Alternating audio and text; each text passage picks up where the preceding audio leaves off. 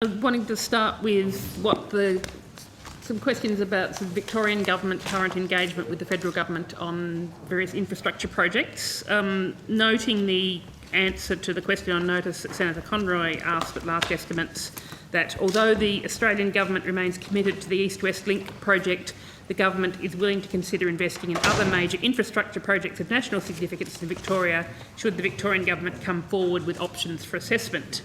So given that, I just wanted to check in on how that's progressing and what the status of dialogue is between the Victorian government and the federal government on these other projects. Certainly, Senator, the Victorian government has provided at officer level and some indicative projects that they wish the Commonwealth to consider funding. We're currently working with Victoria on that and working through some of the details of that. So yes, we are receiving project proposals from Victoria. At this stage, at the strategic level, descriptions of the projects that they are seeking Commonwealth assistance with. Can you share with us what those projects are? Certainly, I'll ask Mr Foles to give you an update, but they include projects which Victoria has publicly announced are priorities, such as Melbourne Metro, such as the Western Distributor project. And Alex, do you want to give a... So, Senator, there's not a lot to add to what the Secretary said, but Melbourne Metro being one that they wish to progress, Murray Basin Rail, the M80, the remaining four sections of the M80, of which the federal government has already committed to one of those four. So that's the Sunshine Avenue to Calder, which has already been committed to this year. Western Distributor, which, as you know, is a transurban-led, market-led proposal, and the Victorian government is assessing that, and they're in the development of a business case, the Victorian business case, to assess whether they'd like to go with that proposal, and we've been talking to them about that one. Westgate. So on that one, so they're still deciding whether they want to pursue that one, but you're having discussions, yes, preliminary discussions about it. Yes, the Victorian government is assessing that through its five-stage process. It's in stage 3 at the moment, which is the development of a business case, and that'll be assessed by the Victorian government, and that will determine how the Victorian government wishes to progress with that. So what's proposal. The nature of the discussions with the federal government then about the Western Distributor, given that's the stage that well, at the moment it's mostly about the scope as to what it would be, and they've yet to finalise their negotiations with the market to determine what it would end up being. And therefore, there's yet to be a final decision on the proposed route. On the proposed route, and when that's occurred, then it'll be about dollars, I imagine. So is there, what input then is it sort of information going from Victoria to Canberra, yes, or is there? Yes, Senator, yes. It's information. It's information. As Victoria develops their business case, they are talking to us about the issues and around the business case, the scope, the alignments, the options, so that we're in a better position to be able to advise government at the appropriate time. We certainly haven't seen a final business case. We've seen little parts of that business case. We've seen some data, but we're at that stage, as Mr Foles said, of Victoria developing the business case as part of its unsolicited bid proposal, or market-led proposal process, and they're keeping us in the loop at this stage, and they're also keeping Infrastructure Australia in the loop as well. Have they given you an indication as to when you're likely to see a business case? It's still under development, Senator, so I think it'll be a few months. Okay. And so then with the Metro Rail project, can you tell us what stage the discussions are at with that? Senator, we haven't received much further information on that project. We understand Victoria will be submitting information to Infrastructure Australia and to us. At this stage, we haven't received very much information. Okay. We received a form. The project's a long-standing one, where the business yes, case has been developed over a long period of time, and we have had active engagement in that process. But it does need to be revised, does need to be updated, and we haven't seen that updated information from Victoria at this stage. Again, have you been given an indication as to when you would like to see a revised business case? Yeah, and why does it need to be revised? Well, I understand that as the project has been redeveloped by Victoria, there have been a number of changes to the way it will work. We're not aware of of that. There's also the issue around how it might be funded and financed. We haven't seen any details on that, or what Victoria might be seeking in terms of Commonwealth involvement in the project. So that is, from our perspective, at an earlier stage than the Western Distillery project, where we've received more information from Victoria. But we expect that Victoria will be working towards sharing that information on Melbourne Metro with us shortly. As you'll be aware, Senator, the successive Victorian governments have had different views on what the Melbourne Metro project should involve. My understanding is that the current government, that they've gone back to the design that the business case was done on at the time of the previous Labor government. Not completely. There are some design changes and the like being contemplated, and different delivery methods being contemplated. So it's not simply a case of dusting off the pre-Napthine Baillieu government changes. So it's not simply a case of returning to the Brax-Brumby government's designs. Okay, thank you. So the level crossing removals, has that been on the Victorian government's list? That is something that Victoria's approached the Australian government about. Yes. So has that been? It Well, wasn't on the list that Mr. Folds just I outlined. hadn't completed the list. Oh, sorry, sorry. So the next item on the list is the level crossings removal program, and you'd be aware, Senator, that the St Albans project has been approved by the government.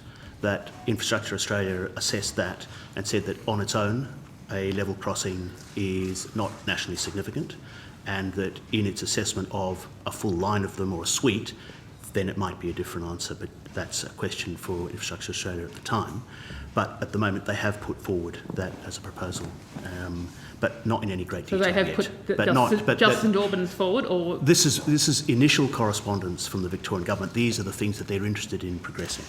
We haven't got very deeply into it. so can I clarify? They're interested in progressing the suite, or Yes. or Yes. yes, okay.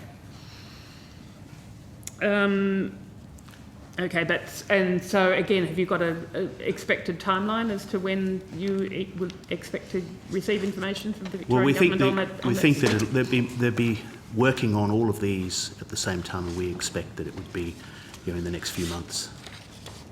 This is when we would get the detailed work or the detailed proposals, which we can then do a detailed assessment on, as will IA if it's applicable to them as well. Mm-hmm. And has the government got any view, or what's the government response to the Victorian government putting the Port Rail shuttle project on ice? We consider, when I say we, the department considers that the Port Rail proposal is a very good proposal which needs to be progressed. We're talking to Victorian officials at the moment along those lines. Mr Wood can give you an update. We would like to see the proposal move more quickly. We recognise that Victorian government has views this needs to be considered as part of the port sale, but we do consider that whatever option is adopted in terms of the future of the port, that some of these works, particularly connecting the two intermodal facilities, needs to happen more quickly. Richard, is that a fair summary?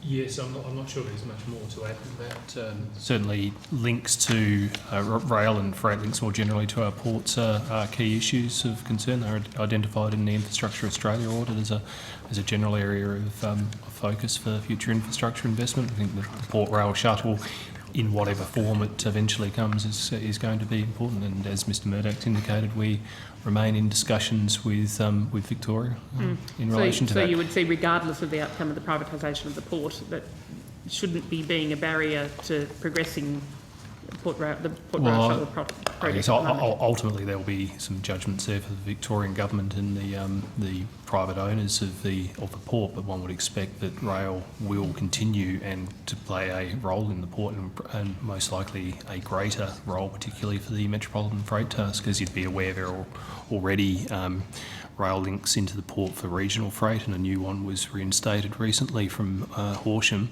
but that metropolitan service hasn't worked in Melbourne to date. We think there's real potential for that to do so with a range of terminals in the metropolitan area. So is it the government's view that having that effective Port Rail shuttle development should be a critical part of any potential privatisation of the port, that it should be an essential prerequisite, essentially, for the conditions of the privatisation.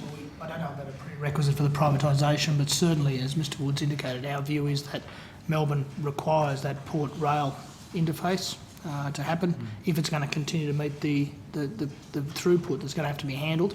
And the way in which the Melbourne freight handling picture is developing with their use of intermodal terminals, clearly rail to the port is going to be quite critical to that. Okay. Moving on.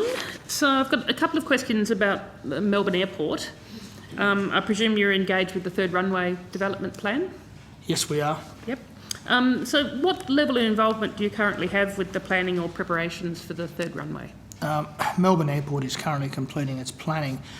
We're engaged with Melbourne Airport to enable the acquisition of the land, which is currently off airport, and that would be done through an arrangement utilising the Commonwealth Land Acquisition Powers. So we are currently facilitating a memorandum of understanding with Melbourne Airport to enable the Commonwealth to assist in the acquisition of additional land required for the development of that runway. Okay, and that's the limitation of your involvement over the... At this stage, that's our main priority, is the land acquisition. Obviously, once the major development plan and the like need to be progressed, then we'll be engaged, as we do with all of the airports, as the regulatory planning approval body. And perhaps in that role, what's your understanding of the community consultation that's required in the development of a major development plan? Well, the Act sets out quite specific requirements in relation to the consultation required and the format in which that has to be provided back to government, covering all of the issues raised in the public consultation. Sadly, you've got 45 seconds. Okay. Noting that the Avalon Airport Master Plan's been recently approved, do you see an interplay between this decision and the Tullamarine third runway proposal? Avalon and Melbourne are operating in different markets. It's quite clear that Avalon is serving a geographic market which is quite different. They're not, I think the experience to date is they're not competing head to head for a lot of traffic in relation to primary destination. So we certainly don't see them as closely tied together. Avalon is proceeding with its own development. Melbourne is reaching capacity, a runway capacity, which has to be met. So have you got any process that has a sort of overall, long-term planning for, the Melbourne-Geelong airport capacity at all that would actually interlink Avalon and Tullamarine? Well, we certainly, when we look at the Melbourne Airport Master Plan, which is our primary responsibility under the Airports Act, we certainly do look at what is happening across the Melbourne region. And certainly we do look at the interaction of the two airports, but as I say, at this stage they are growing, serving quite different markets.